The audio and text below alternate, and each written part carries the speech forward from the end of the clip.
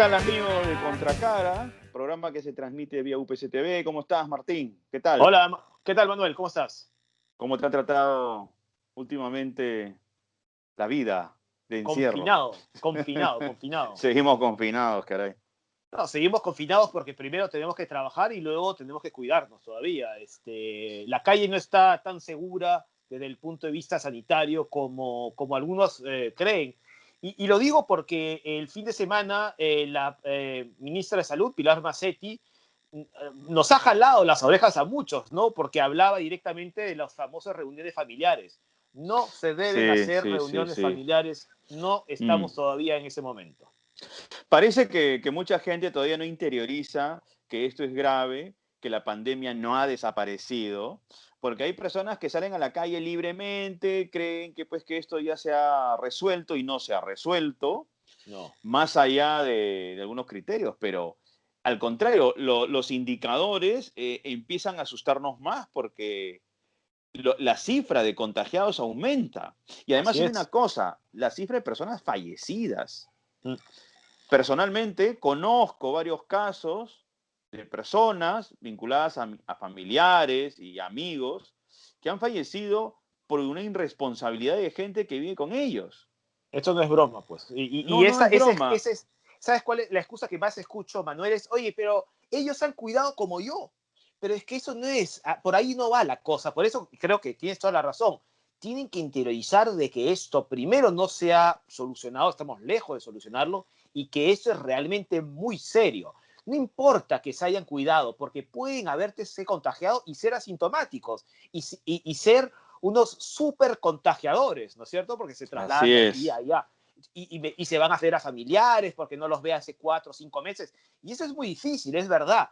Pero justamente porque queremos a nuestros familiares, a nuestros amigos, hay que todavía mantenernos a la distancia adecuada. Ahora, la posibilidad de que nuevamente nos confinen los domingos está latente, ¿ah? Es una Está posibilidad, latente. sí, no sabemos nada, por supuesto, pero Pero justamente la ¿sabes doctora por qué lo Macetti lo evalúan, mencionó. no? Sí, claro, Lo evalúan porque la gente es irresponsable. Muchos de los claro, casos de contagios se así dan es. porque la gente no, como tú dices, no ha interiorizado, no asumió su responsabilidad. Ahora, quería comentarte algo, a ver qué piensas, qué opinas. Amigos nuestros ya han opinado en algunos medios. Tu tío Vladimir Putin ya Mi sacó su tío. vacuna. Sputnik Mira, 5. tenemos que citar tal vez a Francesco Tucci, ¿no? Que es nuestro colega, amigo, y además Y lo ha mencionado, profesor de opinión acá en profesor. la UPC. Así es, y lo ha mencionado el martes, señalando que es muy cercano a la propaganda rusa, ¿no? O se parece mucho a la propaganda rusa, y no es el único que ha opinado por ahí, ¿no es cierto? Hay muchas dudas respecto a esta vacuna, la primera, pero claro, tiene que ser segura, ¿no? Ahora, ojo, ellos ya han registrado un medicamento. Hace un mes, si no me equivoco. Un medicamento. Y ese medicamento ya lo están utilizando en hospitales rusos. Ojo con eso. Y Sí, ahora viene la pero, vacuna que la pero van a utilizar para su gente. ya sabes por qué sonrío de manera lateral, ¿no? Sí, porque no confías en tu tío Putin. No confío porque primero estamos en agosto, Manuel. Nadie pensaba en una vacuna para el mes de agosto, con lo cual es bastante evidente, o mejor dicho, es muy probable que se haya saltado pasos importantes, ya lo ha dicho la OMS, Sí, aunque sí. la, OM, Ahora, la aunque la OMS OMS, en este claro, momento no tiene autoridad moral para hablar mucho. luego ¿Ah? dirá otra cosa, ¿no? Pero en fin, Después de más allá haber de eso. encubierto el tema del coronavirus. A mí me deja muchas dudas lo de Rusia, si te soy sincero. Ojalá funcione, Ojalá, sí, ojalá. claro. Porque Pero si funciona la vacuna de ellos, pues bien, o sea, viejo, o sea, hay que traerla. ya, yo voy a Ya. esperar, yo no voy a ponerme a la cola todavía, aún. Pero me cuentas. Sí, bueno, la semana pasada que tuvimos entrevista con Carlos Neuhaus y le comenté acerca de la vacuna rusa, no nos contestó de manera concreta sobre esa vacuna, porque yo Bueno, supongo que él también tiene sus reparos y que acá en el Perú hay filtros, ¿no? Hay así procesos es, para evaluar y elegir así una es. vacuna para la población. Pues sí, pues sí. Y mencionaba antes, Manuel, a la doctora Massetti, que va a seguir siendo ministra de Salud, porque el nuevo primer ministro Walter Martos ha pasado por el Congreso esta semana.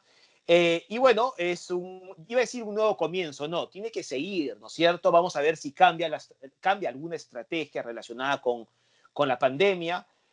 Pero lo cierto, como tú decías al principio, eso no está solucionado y sobre todo no está solucionado y se está agravando en la zona sur de nuestro país.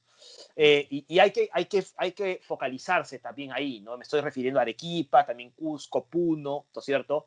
Hay que tener mucho cuidado también con nuestros compatriotas de esas ciudades y ojalá que el gobierno también se esfuerce en ese sentido, ¿no? Porque es fundamental, ¿no?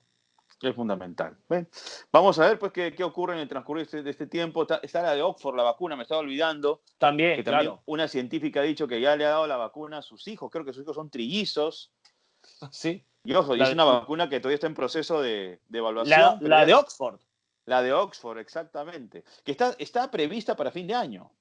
Está prevista para fin de año, como tú mencionabas al señor Neuhaus, que entrevistamos la semana pasada. Podríamos tener en el Perú alguna vacuna, por supuesto no sabemos cuál, en el primer trimestre. Ojalá sea así. Mientras tanto, sigamos cuidándonos. ¿Y cómo será la pandemia, Manuel, de dura, ¿no? Pero tiene que ver mucho lo que voy a mencionar, si te parece, con la irresponsabilidad de las personas. Y es que mira, puede no parecer importante, ¿de acuerdo? Porque es solamente, entre comillas, fútbol. Pero se suspendió la jornada 7 de Mm, la Liga 1 porque la gente no entiende lo que es esta pandemia. Porque muchos hinchas de Universitario salieron a recibir a su equipo no, cuando eso llegaba al fue, Nacional y fue absurdo. Y ojo, eso, no, eso no tiene que ver con equipos, eso fue por si nefasto, acaso. ¿ah? No Fue tiene nada que nefasto. ver con equipos. No, eso Fue tiene que ver con una nefasto. irresponsabilidad de cierta gente que no entiende. Bueno, volvemos a repetir lo que estamos viviendo, pero lo de la U fue nefasto. Podríamos encontrar otras palabras, pero no lo vamos a hacer, porque creo que hay que guardar un poco la compostura, pero definitivamente Bueno, quienes nos escuchan ya deben saber lo que pensamos acerca de esas personas que salieron a las calles y bueno, empezaron a utilizar fuegos artificiales y todos los desmanes que provocaron. O ojo, sea, que la doctora ¿qué cosa Massetti les pasa? Están... mencionó que eso había sido un crimen. Ojo, ¿ah? Sí, imagínate. O sea, las Sí. palabras son durísimas, ¿no? Pero Durísimas. Pero en fin, es una pena, por culpa de ellos, no se reanudó el fútbol. La semana pasada, la anterior, mejor dicho, había jugado alianza con Deportivo Municipal y también hubo ciertos problemas alrededor del estadio Alejandro Villanueva, Matute, en La Victoria, pero muchísimos menos de lo que ocurrió por el el Estadio otro Nacional. día al lado del Estadio Nacional, sí, muchísima Sí. menos gente. Pero parece ser que el ser humano es autodestructivo a veces, ¿no? Pero en Sí. fin. Bueno, Martín, tenemos dos Sí, entrevistas importantes dos para hoy entrevistas muy también. buenas. Sí, sí, La cuéntame. primera es con el ex presidente del Consejo de Ministros, Pedro Cateriano. Con él Así vamos a es. conversar un poco más sobre el ámbito académico y desde el ámbito académico cómo se ve también la política, ¿no? Así es. A ver el escenario de por qué muchos jóvenes competentes no se ven atraídos. Yo creo que hay respuestas que son muy obvias, pero acá el asunto es tratar de desentrañar también por qué nuestra sociedad también poco a poco ha ido deviniendo en una sociedad reacia, ¿no? Y Sí, distante a lo que es el servicio público, ¿no? Que así es es. tan fundamental en cualquier sociedad. Y Mm. después, Martín, ¿qué más tenemos? Bueno, otra cosa que es fundamental, que es la ortografía, Manuel. No vamos a entrevistar a la ortografía, como es evidente, vamos a entrevistar a Jesús Claro. Raimundo. Que encarna Jesús la Raimundo, ortografía. que encarna la ortografía en redes sociales. Jesús Raimundo es un periodista que tiene mucho tiempo de experiencia, pero en Internet, o mejor dicho, en Twitter, es más conocido como Doctor Tilde, porque presta atención a todo lo que se publica, sobre todo, por ejemplo, en instituciones del Estado. Y hace una corrección minuciosa de todo lo que se dice, así que vamos a hablar con él sobre la importancia de la ortografía, Manuel. Bueno, creo que tenemos un programa bastante Sí, interesante, como todas las semanas. Así que vamos pasamos con primero nuestra con, primera entrevista sí, con Pedro con Pedro Cateriano. Cateriano. Así es, vamos entonces. ¿Qué tal, amigos de Contracara? Programa que se transmite vía UPC TV. Le damos la bienvenida al ex presidente del Consejo de Ministros, el doctor Pedro Cateriano. quien va a conversar con nosotros. ¿Cómo está, doctor Cateriano? Muy buenas tardes. Bienvenido a Buenas Contracara. tardes. Doctorando aún. Bueno, usted es abogado y creo que el protocolo, ¿no?, exige llamarlo de esa manera. Pero como estamos en el ámbito académico, mejor utilizar el término correcto, porque creo que para la carrera universitaria el doctorado es fundamental. Es clave, es esencial, sí, para que no haya ningún tipo de dudas. Entonces, señor Cateriano, ¿le parece? Y tampoco me quiero asemejar a aquellos que en el pasado se autodenominaban doctores, ¿no? Marcar las diferencias desde el comienzo. Está bien, Sí. está bien. Dentro de su carrera profesional, usted ha ejercido durante muchos años justamente la docencia universitaria, ¿no? Exacto. En la carrera de Derecho. Le queríamos preguntar por lo siguiente. ¿Usted cómo percibe la posibilidad que nuestros jóvenes además con talento, jóvenes con proyección, que salen de las aulas universitarias, puedan interesarse por la política, así como usted y muchas personas se interesaron en su momento? Porque vemos que el escenario no es muy alentador y eso a veces espanta, ¿no? Creo que es un fenómeno a nivel internacional el hecho de que la gente no participe en política, pero a su vez creo que es fundamental que la juventud tenga plena conciencia de la importancia de la política. No podemos dejar los asuntos más importantes porque los temas, digamos, decisivos del manejo de un país se realizan a través de la política, la aprobación de la Ley General de Presupuesto, las políticas educativas, las políticas en salud, todo lo que hemos visto ahora en estado crítico, todo eso se adopta dentro del ámbito de la política. Entonces, como en otras partes, la gente, no solo la gente joven, también la clase dirigente debería participar activamente en política y no a través de terceros, o lavarse las manos. No hay que olvidar que el ejercicio de los derechos también implica obligaciones, y así como existe el derecho de ser elegido, también está el de elegir, ¿no? Entonces, creo que eso es complementario y fundamental. El señor Cateriano, y es verdad, ¿no es cierto? En otros países, digamos, la juventud no se ha involucrado, pero por ejemplo sí ha ocurrido en España, ¿no? Con movimientos como Podemos o Ciudadanos también, que ha ido, digamos, reuniendo a una gran cantidad de jóvenes, más allá si son de izquierda o de derecha. ¿Qué puede ocurrir o qué debería ocurrir en el Perú para que la reflexión política, la reflexión sobre la realidad nacional, la realidad peruana, vuelva a las aulas y realmente se discuta sobre ese tipo de cosas? Porque hace 40 años los grandes, o un poquito más tal vez, los grandes políticos peruanos salían justamente de las aulas, tanto como alumnos como también como profesores. Bueno, usted acaba de señalar un ejemplo que es ilustrativo, el de Podemos en España, liderado por profesores universitarios. De repente ustedes también se animan, porque no solamente es cuestión de alumnos, también de profesores. Y marcando las diferencias ideológicas y políticas, pues con Iglesias, es un grupo de profesores el que empezó a través de programas como estos, el de la televisión. En España, Iglesias tenía presencia en la televisión, en lo que llaman los españoles las tertulias.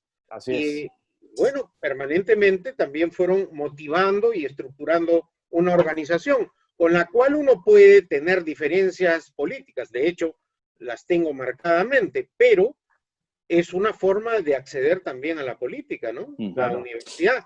Y usted acaba de mencionar, por ejemplo, Luis Alberto Sánchez, que fue rector de San Marcos, durante años ha sido parlamentario, llegó a ser vicepresidente de la República, u otra clase de gente vinculada a la academia que también ha participado en la política.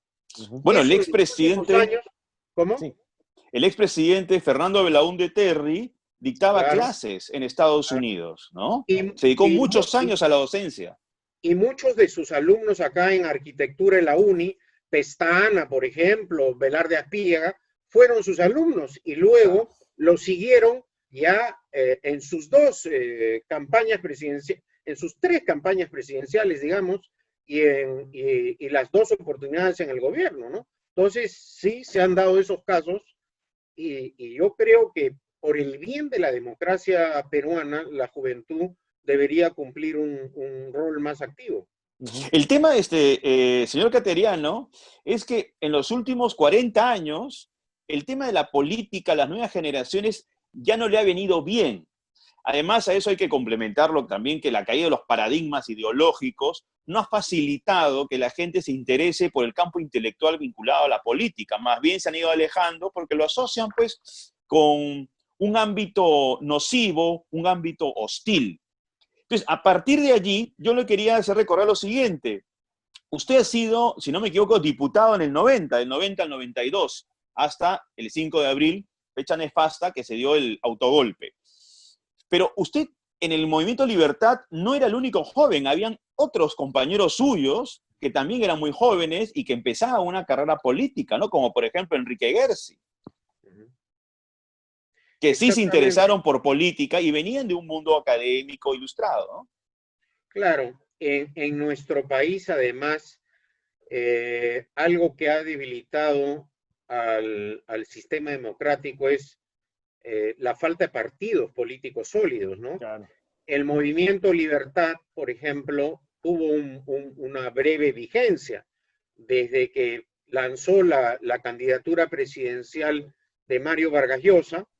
Luego, cuando se retira él, asume la presidencia del Movimiento Libertad precisamente el rector fundador de la UPC, Luis Bustamante Belaunde.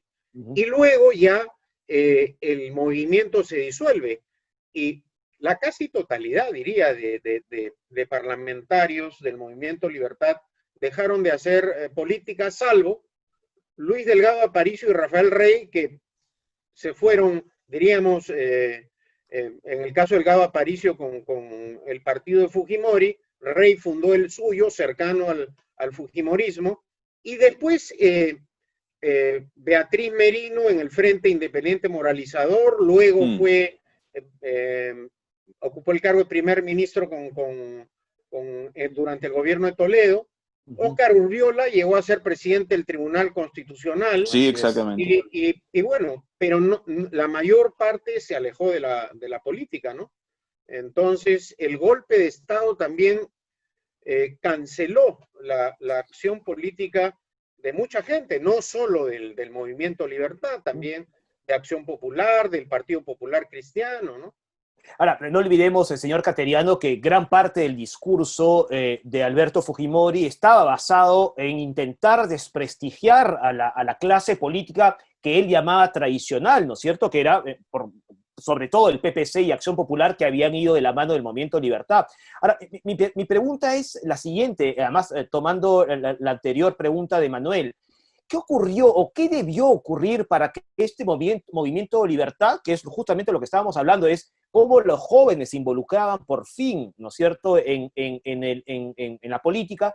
¿Qué debió ocurrir para que este movimiento permaneciera en el tiempo? Y quién sabe, tal vez hoy ya hubiera tal vez gobernado, ¿no es cierto?, en esos últimos 30 años, por cierto. Claro, lo que pasa es que el Movimiento Libertad nació bajo el liderazgo de una personalidad, digamos, arrolladora en el campo intelectual, en el campo también de su aparición política, como fue Mario Vargas Llosa, es decir, un liderazgo difícil de reemplazar, ¿no? Y él interpretó su participación en la política como algo accidental y no permanente, porque su vocación era y es la de ser escritor, la actividad intelectual, la creación literaria. Y luego, cuando se retira de la política, dejó un vacío difícil de llenar. Algo que también ha ocurrido en otros sectores, en otros partidos, diría que en la mayoría de partidos, con la excepción del APRA, ¿no? Con la excepción del APRA. El liderazgo de Haya de la Torre lo cubrió Alan García durante sus 2 gobiernos.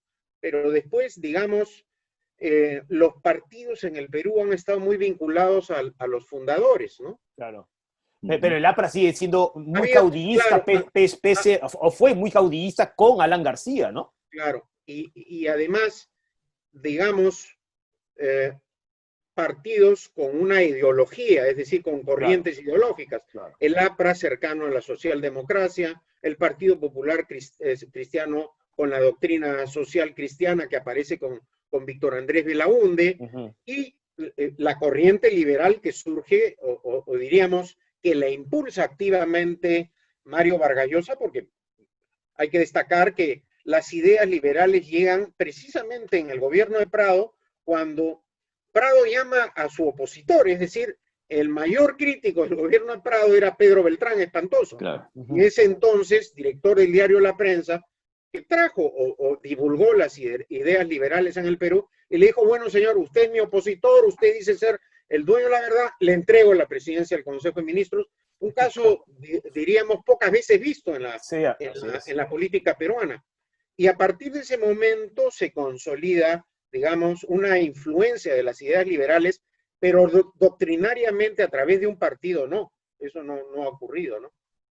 Y ese es uno de los grandes problemas también de la política peruana, ¿no? El debilitamiento institucional, no solo de los partidos políticos, sino en general. ¿Qué ha ocurrido para que este país no respete de manera plena la importancia de tener una institucionalidad fuerte, sólida, más allá de las personalidades que puedan ejercer cargos? Por fin de cuentas, las personalidades son efímeras. Bueno, es un problema muy complejo el peruano, ¿no? La democracia ha tenido poca vigencia a lo largo del tiempo. Lo que han predominado en el Perú son las dictaduras militares, fundamentalmente. Una dictadura cívico-militar fue la de Fujimori, ¿no? Claro. Pero los procesos de gobierno que han tenido una vigencia han sido las dictaduras. Entonces, la formación de una cultura democrática y de una conciencia constitucional ha sido muy difícil en el Perú, porque cuando hemos tenido problemas, siempre se ha recurrido a la mano dura, se ha alegado que es necesario imponer por la fuerza, ¿no? La autoridad, y hemos visto inclusive la dificultad que hemos tenido los peruanos, inclusive para tener elecciones democráticas consecutivas, ¿no?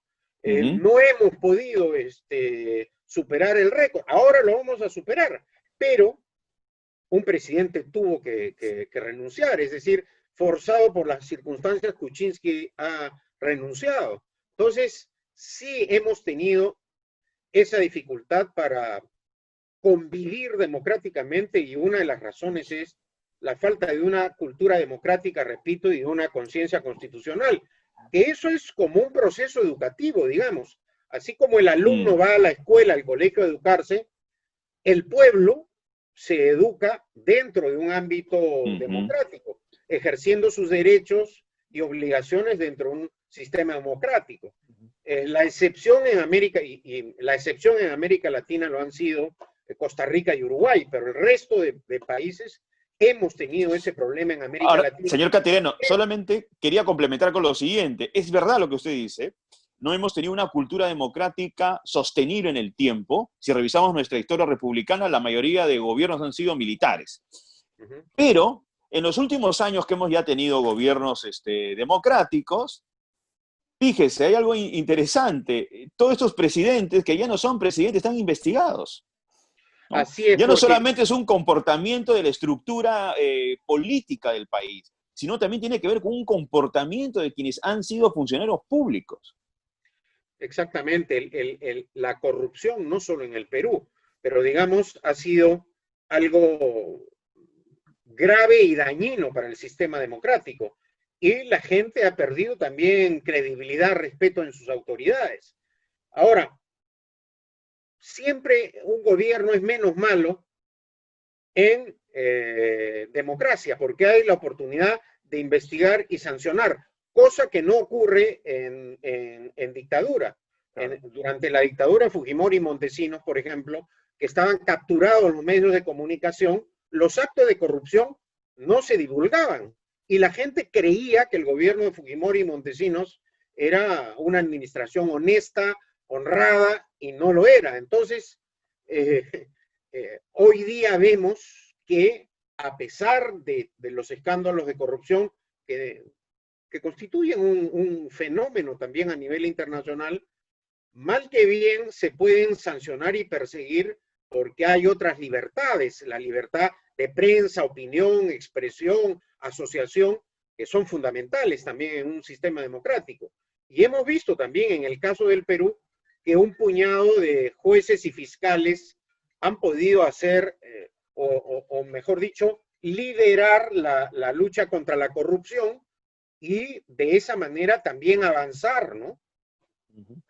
Señor Cateriano, usted ha mencionado hace unos minutos el caso de Pedro Pablo Kuczynski cuando fue obligado a renunciar, digamos, además muy presionado por las diferentes bancadas. Ese episodio en particular tal vez demuestra, y es una pregunta, que hemos madurado de alguna manera democráticamente, porque de alguna manera renunció, pero se siguieron todos los caminos constitucionales, ¿verdad? Exactamente. Pudimos solucionar ese gravísimo problema dentro del cauce constitucional, es decir, renunció Kuczynski, accedió, siguiendo lo establecido en la Constitución, a la presidencia de la República el ingeniero Martín Vizcarra, y luego, cuando todos creíamos que el conflicto entre los poderes del Estado se solucionaba, tampoco se solucionó. No, pues, claro. Continuó el enfrentamiento y tuvimos que llegar a la disolución del Congreso. Y personalmente, lo he dicho en más de una oportunidad, desnaturalizando el proceso de disolución que tiene su origen en el sistema parlamentario, se trasladó el caso, digamos, al Tribunal Constitucional, cuando quien dirime cuando hay conflicto entre los poderes del Estado es el pueblo a través de elecciones, y no un tribunal ni la Corte Suprema. Pero en fin, el propio presidente Vizcarra se sometió a la competencia del Tribunal Constitucional y posteriormente el propio Tribunal Constitucional resolvió que la disolución que realizó el presidente Vizcarra había sido constitucional. Ahora, señor Cateriano, ¿cómo persuadir a los jóvenes de esta generación? Jóvenes que los millennials, los centennials, chicos que están muy conectados con redes sociales, pero también con las plataformas virtuales, y que de pronto no tienen el mismo enfoque de generaciones pasadas, que son muchos de ellos personas que son muy competentes, muy instruidas, pero sin ningún tipo de ideología, ni interés por la política.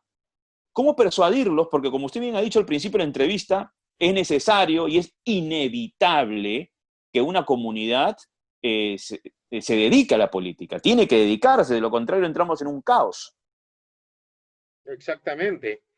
Bueno, a ver, hay varias formas. En primer lugar, podemos apreciar en otras partes cómo sí hay una participación juvenil en la política, digamos, a diferencia del Perú. Hasta hace poco nuestros parlamentarios más jóvenes tenían 50, 60 años. Eso pues es inaceptable en un sistema democrático.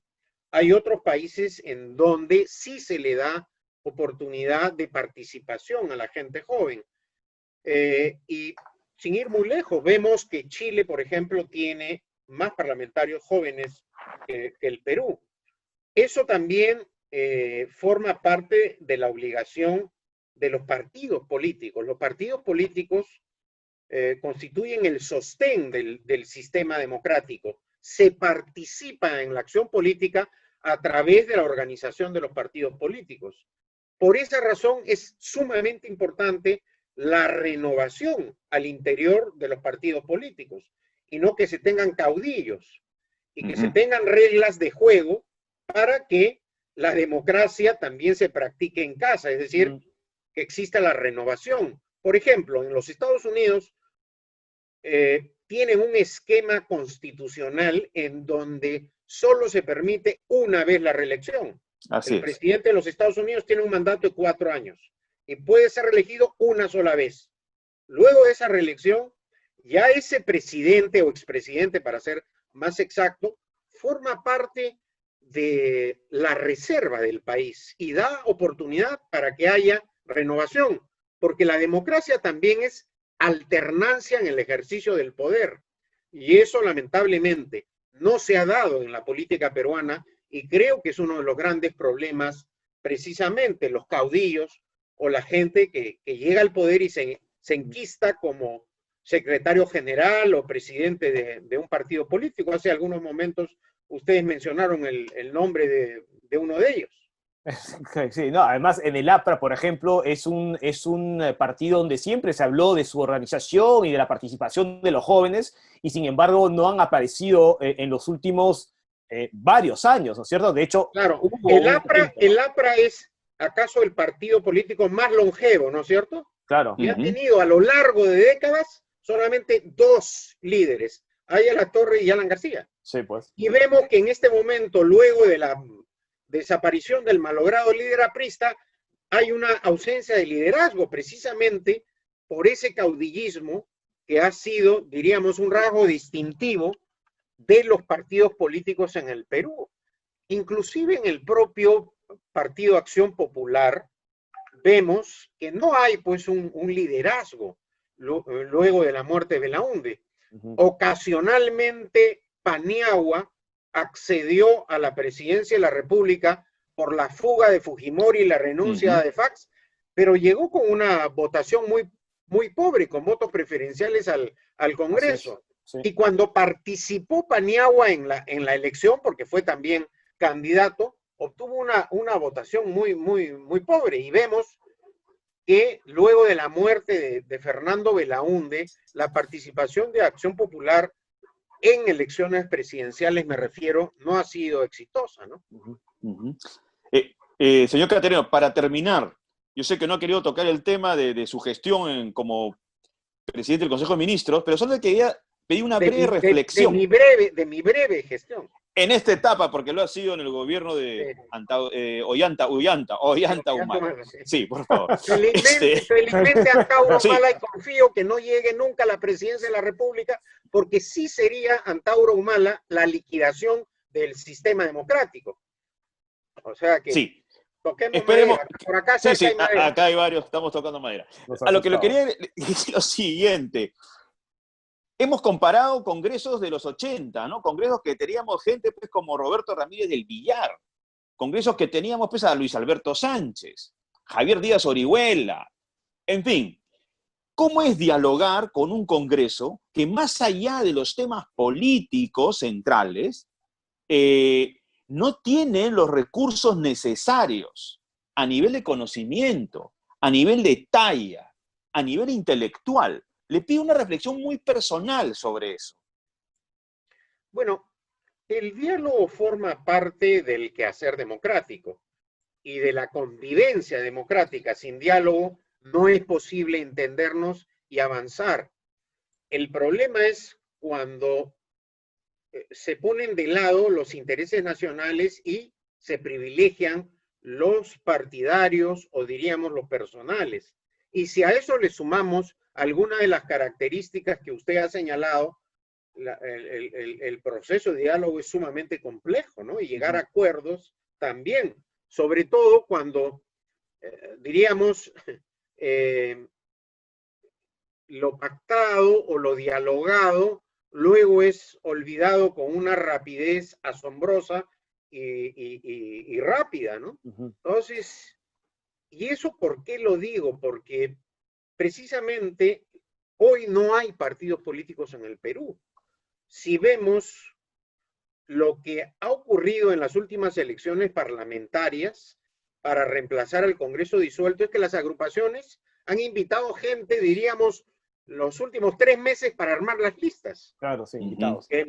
Inclusive, por ejemplo, el número 1 en Lima, por el partido del señor Acuña, no tenía ni meses, creo, de militancia en ese partido. O los miembros también de otras agrupaciones políticas se han juntado ni siquiera como un club de amigos. Los clubes de amigos tienen más presencia en el tiempo. No se conocen, claro. Y recién se empiezan a conocer y a trabajar en pleno proceso diríamos, de tarea legislativa y de fiscalización. Entonces, lo que hay ciertamente también, aparte de lo que han señalado, es una inexperiencia, ¿no? Señor Cateriano, para terminar, una muy breve, usted compiló, digamos, en un libro 20 peruanos del siglo XX, usted escribió además el capítulo sobre Mario Vargas Llosa. ¿Usted se imagina a unos nombres para los 20 peruanos del siglo XXI o tal vez es una pregunta demasiado pronto para hacer? Bueno, es muy temprana, pero ya no hay que ser tampoco tan negativos. Tenemos personajes como Juan Diego Flores, tenemos personajes como el torero peruano, Rocarrey, que es un personaje a nivel iberoamericano. Nunca hemos tenido un torero de esa categoría. Tenemos también deportistas que, en todo caso, futbolistas que individualmente hacen sus esfuerzos o tienen presencia. Algunos escritores también, jóvenes, algunos creo que han sido inclusive profesores de la UPC. Entonces sí hay, digamos, recién estamos a comienzos del siglo, pero espero que además ese es el reto precisamente de la universidad, de formar gente y cuadros. Bueno, y ese es acaso lo que más satisfacción le rinde a uno, ¿no? A mí me ha tocado tener exalumnos ministros, exalumnos parlamentarios, con diferencias políticas e ideológicas, pero uno dice, bueno, acá por lo menos tal vez puse un granito de arena. Y creo que esa es una labor fundamental de la cátedra, de la universidad, la formación de la gente, ¿no? Con una pluralidad de ideas para fortalecer el sistema democrático. Nos quedamos entonces con esa reflexión, señor Cateriano. Muchísimas gracias por su tiempo y por atendernos en UPC TV. Muy amable. Gracias a usted. Muchas gracias. Un abrazo. Muchas gracias. Hasta luego. Manuel, mucha gente se preguntará por qué no le hicimos preguntas al señor Pedro Cateriano respecto a lo que ha ocurrido en la coyuntura, y es que nosotros quisimos enfocar también una entrevista como lo que tú decías antes, desde el punto de vista académico, porque creíamos y creemos que es muy importante que los jóvenes se involucren en el devenir de su país, del Perú en este caso, ¿no es cierto? Y claro, mucha gente y muchos alumnos prefieren no hacerlo porque saben o ven, yo diría que actitudes que no están a la altura de los representantes del Estado, ¿no? Así es, no, además es importante, a ver, considerando la experiencia que tiene Pedro Cateriano, el haber hecho un análisis también de nuestra clase política, ¿no? Claro, de un punto de vista histórico. O sea, ¿por qué llegamos al punto en el que estamos en este momento? Mucho tiene que ver con cómo se ha ido construyendo la institucionalidad política en nuestro país.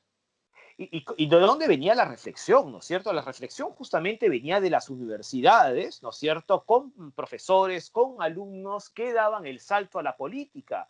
Y tú mencionaste durante la entrevista nombres de grandes personalidades que integraron congresos pasados, ¿no es cierto? Y yo creo que esos nombres desafortunadamente no siguieron, ¿no?, ejerciendo la política. Algunos fallecieron, por supuesto, por un tema de edad, pero digamos, los que están ahora probablemente están lejos, ¿no?, de la producción académica o de la producción intelectual que tenían estas personas. Por ejemplo, Fernando Belaúnde, expresidente peruano, fue profesor. Se dedicó a la docencia, al mundo académico, y como también Pedro Cateriano ha señalado, ha tenido pues alumnos bastante ilustres. Así es. Entonces, bueno, la academia también es un espacio donde se construye, ¿no?, el perfil cívico, y eso tiene una vinculación definitivamente con el quehacer político, al servicio de la comunidad. Los docentes tenemos que también llamar a la reflexión, a los alumnos que reflexionen sobre lo que está ocurriendo en nuestro país. Ellos tienen que opinar, y tienen todo el derecho de opinar, por cierto, ¿no?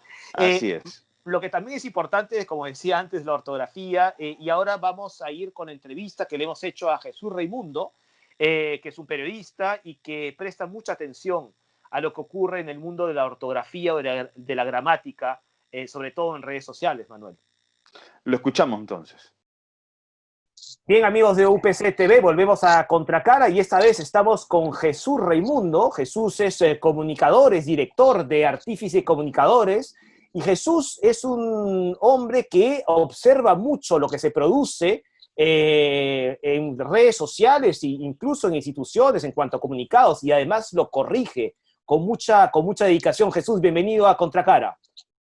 ¿Cómo está, Martín? Gracias por esta invitación y por también poner en agenda el tema de la redacción, Así que es muy es. importante en estos tiempos. Un saludo Fíjate, también para Manuel.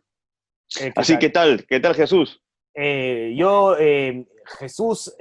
Manuel, Jesús también es conocido como Doctor Tilde y es el auténtico terror de lo que se publica en redes sociales. Y me voy a explicar. Cada vez que sale un comunicado del Congreso, porque lo último que fue cuando no le dieron la confianza al gabinete de Cateriano, hubo un comunicado del Congreso y Jesús Raimundo se dedicó a corregir todo el comunicado, por supuesto, plagado de errores ortográficos. Jesús, cuéntanos cómo empezaste a controlar o a corregir o a ver lo que estaba ocurriendo en las redes sociales, sobre todo desde el punto de vista de las instituciones del Estado. Bueno, este tema de la corrección viene de la mano con el periodismo, ¿no? La carrera que ejerzo ya hace más de 25, 26 años. Y bueno, la labor del editor es esto, ¿no? De siempre buscar, brindar la claridad en el mensaje, la corrección y todo lo demás. Y bueno, también viene de la mano con la labor del docente. Nosotros en las aulas, como Manuel y como tú, Martín, siempre estamos guiando a las nuevas generaciones en la importancia del buen estilo y de la redacción, digamos, con corrección. Y en ese contexto, pues, las redes sociales nos permiten observar y también evidenciar que se puede compartir algunas lecciones de redacción, de ortografía, de sintaxis, de gramática. Así que simplemente es la prolongación de lo que venimos haciendo ya en el ámbito tradicional y ahora a través de las redes sociales. Ahora, Jesús, hay un poco de confusión en muchas personas, por ejemplo, a la hora de puntuar, ¿no? Hay gente que a veces no mide muy bien cuándo tiene que ser una simple coma y cuándo tiene que ser un punto seguido. Sí, existe una confusión porque, a ver, esto tiene, desde mi punto de vista, tiene tres aspectos, ¿no? Uno, que hemos aprendido mal porque nos enseñaron que la coma, por ejemplo, es una pausa, y entonces cada vez que nosotros queremos o deseamos puntuar, pensamos en la pausa y no pensamos en la función que tienen los signos de puntuación. Y cuando queremos usar los signos, nos quedamos con la idea esta antigua de que la coma es una pausa menor que el punto y coma es una pausa intermedia entre el punto y la coma. Entonces entramos en un caos, no ordenamos adecuadamente las frases, las oraciones, los párrafos y los textos en general. Entonces esto nos motiva a flexibilizar el tema de las normas de la ortografía y genera una confusión al momento de trasladar un texto en un dispositivo en redes sociales, por ejemplo.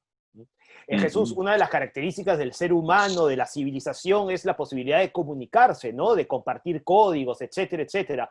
¿Por qué es tan complicado la ortografía para muchas personas? Porque lo vemos en redes sociales, lo vemos en comunicados, y muchas veces, como decía antes, está lleno de errores. ¿Por qué es tan complicado? En realidad podría ser complicado por varios aspectos. Uno, que siempre nos dijeron que es complicado y hemos terminado creyendo que es complicado. Segundo, porque nos enseñaron de manera memorística. No hemos trabajado en la aplicación de las normas, sino más bien a memorizar estas normas. Y la memoria es frágil. Nos olvidamos de las normas si es que no las aplicamos. Y tercero, porque tomamos decisiones de manera equivocada, es decir, aplicamos mal lo que hemos aprendido mal, y por lo tanto esto nos genera un caos, y algo que tiene que ser tan natural como la comunicación escrita, tan natural como la comunicación oral, por ejemplo, nosotros de pronto tenemos cierta distancia y empezamos a redactar con mucha dificultad, a veces temerosos, pero las redes sociales han cambiado el escenario, ¿no? Porque yo observo que las personas hoy escriben muchísimo más que antes y no tienen ninguna vergüenza de escribir mal o de compartir sus opiniones. Se han olvidado de la netiqueta, por ejemplo, y mayor aún se han olvidado de las normas de ortografía. Y entonces autoridades, políticos, profesionales, estudiantes, instituciones, empresas y una gran cantidad de usuarios de las redes sociales terminan escribiendo como ellos o como nosotros pensamos que se debe escribir y nos olvidamos y relativizamos las normas de la ortografía. Y además se está satanizando mucho al manejo de las normas de ortografía. A veces cuando alguien corrige un punto y una coma piensa que es un tema banal, innecesario, trascendente, intrascendente, o pensamos que es un tema que no tiene valor y no sabemos que estamos poniendo en riesgo la comunicación, la claridad, la marca personal, la reputación y la credibilidad. Otro problema también que es muy frecuente es la mala utilización de los adverbios, ¿no? Por ejemplo, este tipo de adverbios como lamentablemente, ¿no? Ese mente ya está poblado en todo el texto y ya pierde, pues, categoría. Sí, los adverbios en mente o terminados en mente han envejecido, en algún momento tenían cierto prestigio, se usaban en algunos ámbitos, pero hoy son innecesarios. Y son innecesarios porque hay otras formas más ágiles, más directas, más versátiles de poder mencionar lo mismo. Con los adverbios en mente, nosotros llegamos más bien a cansar los textos, porque estas palabras que tienen mayor número de sílabas o mayor número de letras son denominadas como palabras frías, y cuando nosotros redactamos, si las palabras calientes son las palabras cortas, vigorosas, ágiles, actuales, sencillas, y entonces los adverbios en mente están en esa otra categoría que son las que no deberíamos usarlas. En todo caso, las tendríamos que usar con mesura y no abusar de estas formas o de estas estructuras o de estos adverbios en nuestra comunicación cotidiana. ¿Cuánta falta hace en las instituciones, como tú decías, Jesús, o en las empresas?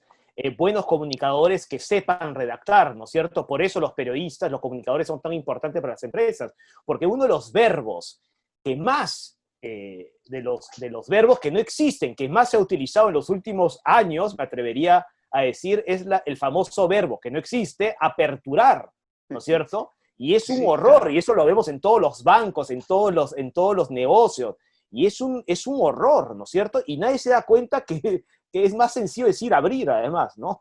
Es mucho más sencillo.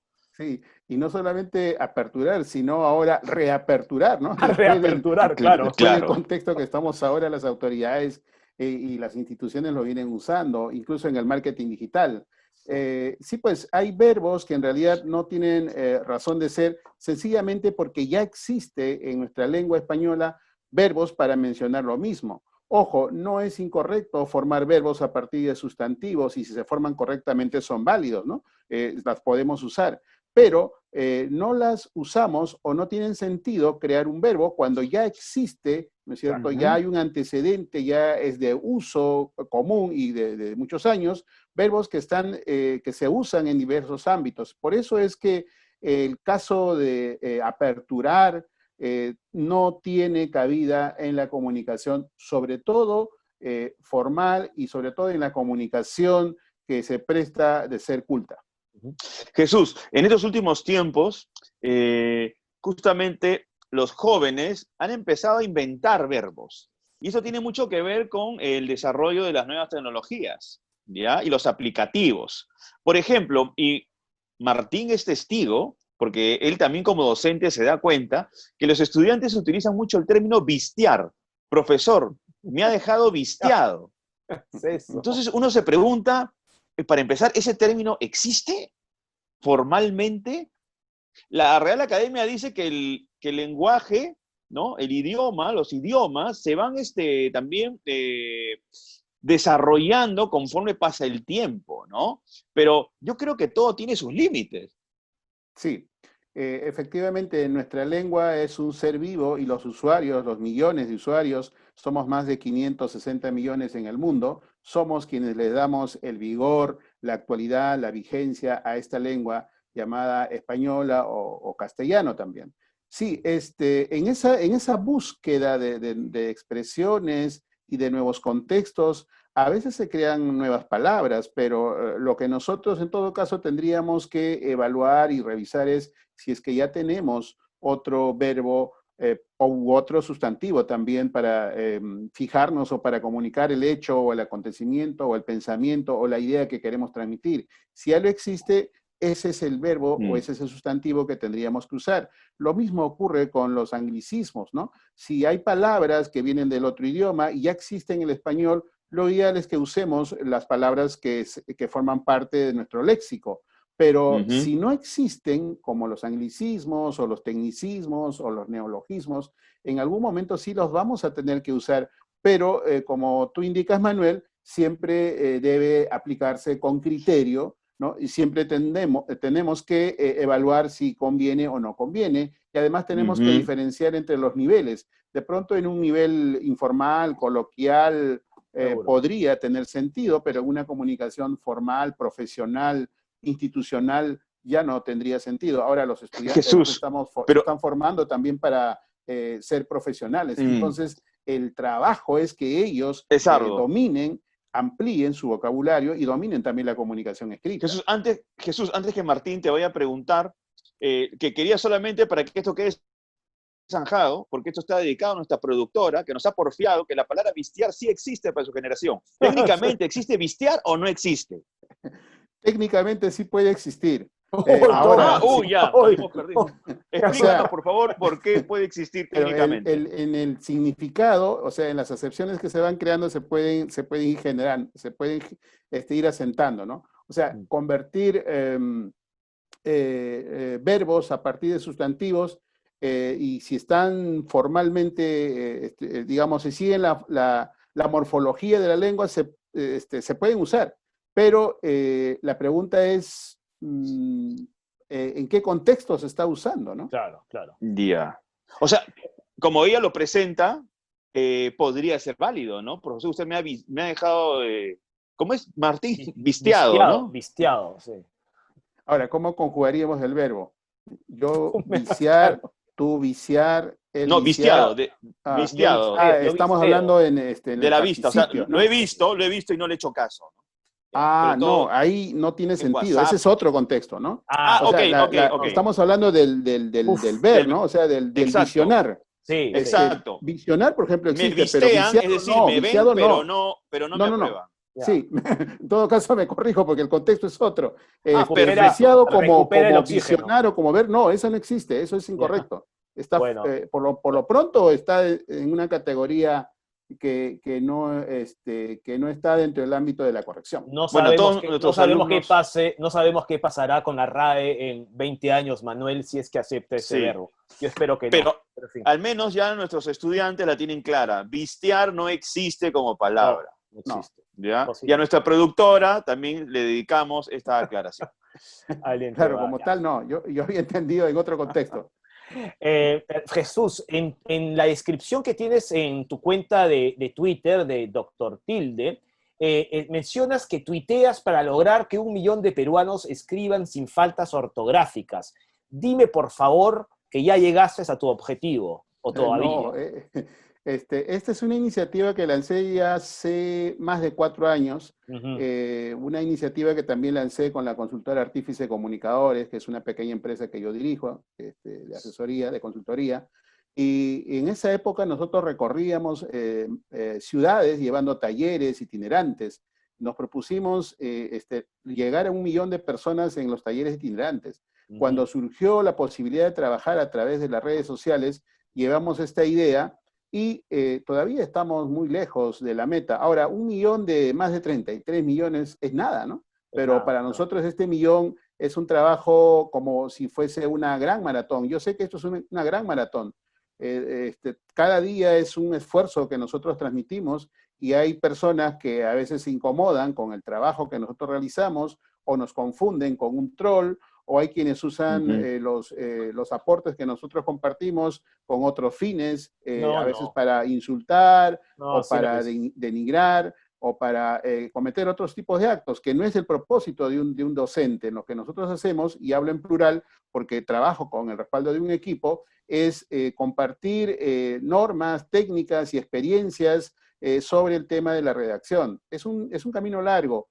Todavía no hemos llegado a esta meta, sin embargo, estamos usando todas las estrategias para poder lograr este propósito. Lo interesante es que sí ha despertado un interés en un sector y más que lo cuantitativo, lo cualitativo es muy emocionante, leer muchos mensajes que me envían a través del DM, el inbox, mensajes por aquí, por allá, que son, o sea, eso evidencia que hay muchísimo todavía por hacer. Anoche respondí a un padre de familia que me preguntaba, no sé de qué zona, pero me escribía sobre el tema y me decía que cómo podría él enseñarle a su hijo el tema de la ortografía. Es una pregunta simple, pero al mismo tiempo muy compleja, ¿no? De mucha Entonces yo le responsabilidad, empecé a claro. compartir una serie de pautas. Primero lo felicitaba porque era un padre que sí estaba comprometido con la educación de su hijo y la formación. Y segundo, tenía que ayudarle y cual consultorio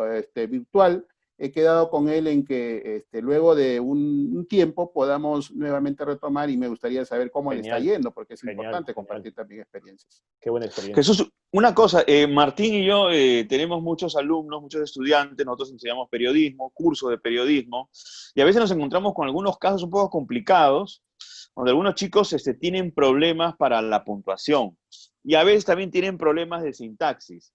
¿Cuáles son tus recomendaciones más precisas para empezar a ayudar a este tipo de estudiantes y se pueden encaminar, pues, para poder tener una mejor ortografía y también una escritura decente?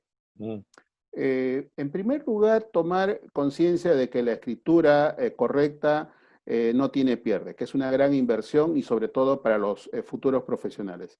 En segundo lugar, tener las ideas claras. Quien tiene las ideas claras, escribe claro. Respecto ya puntualmente a los aspectos o a las recomendaciones, es optar por la sintaxis sencilla, sujeto, verbo, complemento.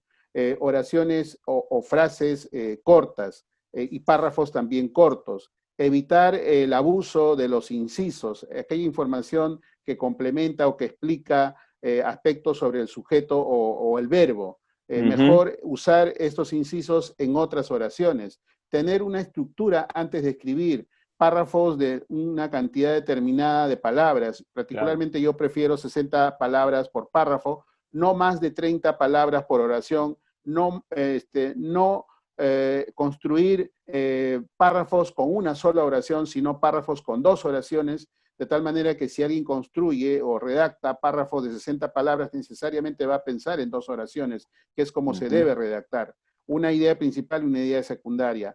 Apostar por las palabras sencillas, las palabras comunes, las palabras que todo el mundo usa. Evitar los adjetivos que no aportan nada, es mejor describir o informar, usar la información. A nivel de puntuación, el punto y coma, enviarlo a descansar, trabajar básicamente con el punto para diferenciar entre una frase y una oración o un párrafo de otro párrafo, y las comas que trabajan en el interior de cada una de las oraciones. Al punto y coma lo voy a usar solo en algunos casos de concordancia o de relación que puedo tener en el caso de una enumeración. Evitar el uso de los paréntesis si es que no los necesito como para poder precisar alguna sigla o algún acrónimo. Y huir de las rayas, dejarlo más bien para los textos que son de tipo periodismo narrativo. Entonces, diferenciar los géneros, qué es lo que yo quiero trabajar. En resumen, humanizar la redacción. El periodista, el redactor, no debe escribir como un robot, debe escribir y debe trasladarle las emociones y los sentimientos, los tiempos adecuados en la forma como estamos redactando ahora. Y además, el periodista, el redactor, es un modelo de escritura. Lo que no tenemos que olvidarnos, los periodistas, es que también somos escritores, que los periodistas tenemos, digamos, la posibilidad de enseñar también con nuestros textos. Jesús, todo esto que has dicho, por cierto, y no quería dejarlo pasar, tú lo plasmaste en una obra que publicaste el año pasado, ¿no es cierto? La redacción no se improvisa, que por cierto, se puede encontrar en cualquier librería. Según he podido ver en redes sociales, ha tenido muy buena recepción, ¿verdad? Sí. La redacción no se improvisa es un libro que intenta ser una especie de un manual dirigido para cualquier persona que quiera escribir de manera correcta. Es un libro, desde mi mirada, es el primer libro que recoge los recursos periodísticos. Hay un capítulo enteramente trabajado con infografías para explicar el uso de las normas de la ortografía. Hay otro capítulo que el resto de los capítulos trabaja con muchos despieces que nosotros usamos en la prensa gráfica y hoy también en el periodismo digital. Los textos son cortos, la teoría está plasmada con ejemplos de los medios de comunicación y de diversos ámbitos. Y además el diseño tiene espacios, tiene descansos, está distribuido de manera muy amena, y es un libro pequeño, tiene 140 páginas, o sea, no es un libro voluminoso. Uno lo lee en realidad en unas 4 o 6 horas, termina de leerse el libro y lo puede leer varias veces.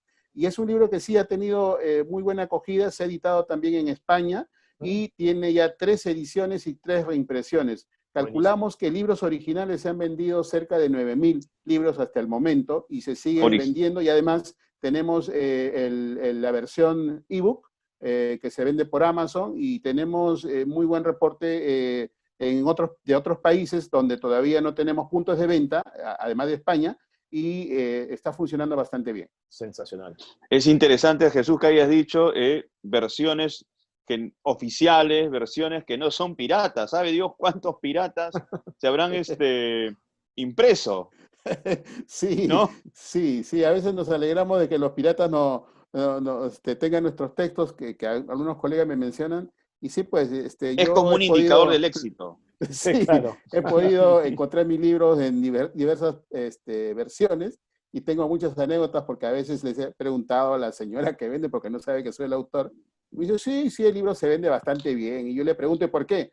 No, la gente lo recomienda, dicen que es bueno. Entonces, sí, está bien. me quedo con ese comentario. Jesús, lo último, te quería comentar lo siguiente. Es verdad que los estudiantes y cualquier persona que quiere mejorar en cuanto a su redacción tiene que recurrir pues a ejemplos simples, ¿no? Para poder empezar y allanar un camino exitoso. Sujeto, verbo y predicado es algo clave y esencial. Sin embargo, yo te quería pedir una recomendación sobre libros, porque es importante también que los jóvenes, si quieren también mejorar su nivel de redacción, tienen que tener pues un universo de léxico bastante copioso para poder justamente también tener un lenguaje más atractivo. En cuanto a libros, la lectura es la que ayuda muchísimo en este sentido, y también para poder construir oraciones mucho más articuladas, mucho más eficaces. ¿Qué tipo de libros tú recomiendas? No me refiero a libros técnicos, sino me refiero a libros que de pronto pueden estar vinculados a la literatura. ¿Qué autores te parecen idóneos justamente para que recorran este camino? Es cierto, la escritura no se logra solamente con el ejercicio de escribir y de manera mecánica. La escritura también va de la mano con la lectura.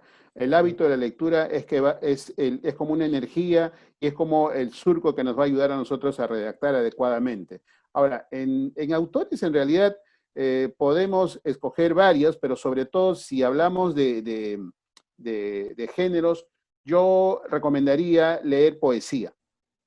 Poesía, hemos dejado los poemas y la poesía peruana, por ejemplo, lo hemos dejado a un lado, y tenemos muy buenos periodistas, poetas, que han sido columnistas, cronistas. Juan Gonzalo Rose es uno de ellos, por ejemplo. Sus trabajos están en internet. Sí. Podemos hablar de Watanabe, por ejemplo. Claro. Podemos hablar de Giovanna. Aunque Watanabe es un poquito difícil de entenderlo. O sea, peruanos, de aquí. Y bueno, podemos hablar de incluso Toño Cisneros, ¿no? Claro, Toño Cisneros, por ejemplo. Poesía. Poesía porque va a afinar el oído, va a afinar el movimiento, le va a ayudar a escoger palabras con mayor precisión, va a empezar a descubrir la música, la cadencia, el ritmo, va a poder darle una mayor sonoridad a sus textos. Ahora, esto es como para sensibilizarlo, ¿no? O sea, para tener mayor plasticidad al momento de redactar. En segundo plano sería el periodismo narrativo o periodismo literario, y ahí las crónicas y los perfiles también son muy valiosos, ¿no? Autores como Salcedo Ramos, o Villoro, o, o Guerriero, Leila Guerriero, Claro, claro. Caparrós, etcétera, ¿no? Caparrós, un maestro, ¿no? De los que tenemos Que le aquí a la mano. encanta el tema de los 2 puntos. Tiene una obsesión Claro. con los 2 puntos. Así es, que él complementa pues la idea, ¿no? O sea, da la idea y luego la complementa. Entonces, es la estructura. Y esos matices son los que a uno, es que en ese tipo de textos, lo que nosotros estamos descubriendo es que el periodismo tiene a la prima hermana que es la literatura. O sea, podemos hacer un buen periodismo con los recursos literarios, no está ajeno. Entonces, si empezamos con poesía, complementamos con periodismo narrativo, el resto ya va a ser simplemente aplicar el reporterismo, el proceso de la información, la investigación, y con buenos datos podemos escribir muy buenos textos. Pues Jesús, queremos agradecerte mucho que hayas estado con nosotros, hemos disfrutado mucho, te seguimos además por Twitter, yo disfruto mucho las correcciones que haces a los textos institucionales, lo cual también preocupa un poco, pero en fin. Así que muchas gracias, Jesús. Gracias, Martín, y gracias, Manuel, por esta oportunidad. Que estés muy bien. Chao, chao. A ti, Jesús. Un abrazo. Chao, chao. Bueno, Martín, ya hemos escuchado a Jesús Raimundo y queda confirmado que la palabra o el término vistear no existe. No existe, no existe. Así que a todos nuestros estudiantes, alumnos, con todo cariño, les decimos que reelaboren, por favor, su léxico. Eso te lo van a recordar tal vez el lunes, día en que empiezan las clases, Manuel. Te van a decir, oye, profesor, ¿cómo que no existe vistear? No, pues no existe. Y ya está. Y punto. Y sino que le escriban a la RAE y que hagan todo el proceso. Sí, claro. No se resientan, no existe, pues no existe. Ahora, por otro lado, Manuel, en el habla corriente y en el habla común, también en las últimas décadas se han utilizado palabras que luego la Real Academia Española ha introducido en su diccionario. Y a lo que quiero decir es que el idioma es algo vivo, ¿no es cierto?, que se va enriqueciendo. Lo que sí, yo no sé qué pase con vistear, francamente. Lo que sí espero que aperturar nunca aperturar. En el diccionario. Es un término que ha pasado, digamos, de manera muy común a la gente. Sí, claro. Sí, claro, lo escucho todos los días, ¿no? Ministros. Sí, sí. Bueno, y otro término que se ha utilizado mucho durante esta pandemia es el delivery, ¿no? La palabra delivery, ¿no? Bueno, es un anglicismo, ¿no? Un anglicismo que, bueno, ya está aceptado, pero hay se podría utilizar otra cosa, entrega a domicilio, ¿no? No sé. Pero, en fin, ya está. Tampoco hay también estos lenguajes corporativos, ¿no? Con siglas, pero con siglas que están en orden inglés, ¿no? Si te contara yo las cosas que he escuchado. ¿no? Por ejemplo, sí, no te pueden decir para tu información. ¿Para qué me tiene que decir for your information? Habla español, estamos en el Perú.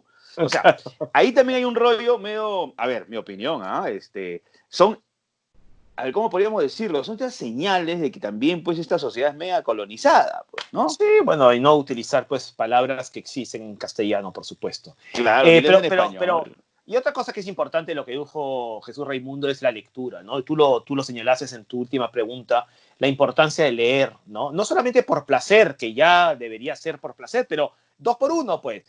Lean por placer y además utilicen la lectura para mejorar su redacción. Y eso es algo que tú, Manuel, y que yo también recomiendo siempre a los alumnos. Lean y no dejen de leer, que es muy importante, ¿no? Sí, pero también le preguntamos qué autores, ¿no? Porque también es clave que los chicos tengan cierta referencia, ¿no? No mandarlos a leer y, bueno, ¿y qué leo? ¿Por dónde empiezo? Claro. Bueno, empieza por acá. Él tiene una opinión muy interesante, empezar por poesía. Es verdad, pues la poesía tiene cadencia, tiene ritmo, ayuda a que el estudiante vaya educando, digamos, su oído, porque las palabras también tienen que sonar bonitas, ¿no? Sin duda. ¿Estás listo para el lunes, Manuel? Estoy preparándome, Martín. Todavía no estoy listo. Las clases. Faltan varios días. Sí. Empieza otro ciclo virtual, ¿no? Como ya sabemos, pero y es un desafío para todos y estoy seguro que va a repetirse el éxito que creo que tuvimos en el ciclo 2021, ¿no?